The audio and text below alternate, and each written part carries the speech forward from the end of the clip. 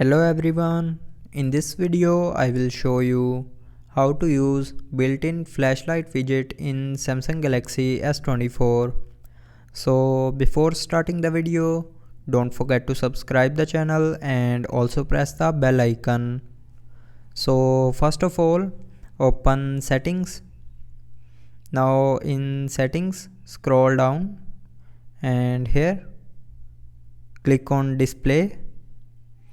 Now in display, scroll down and here you will see a edge panels button.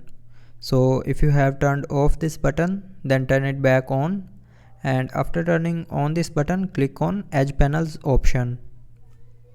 Now here click on panels, and from here if you have not selected the tools bar or panel, so then select the tools panel, and after selecting the tools panel, go back to your home screen, and to use built-in flashlight widget, swipe left and open edge panel.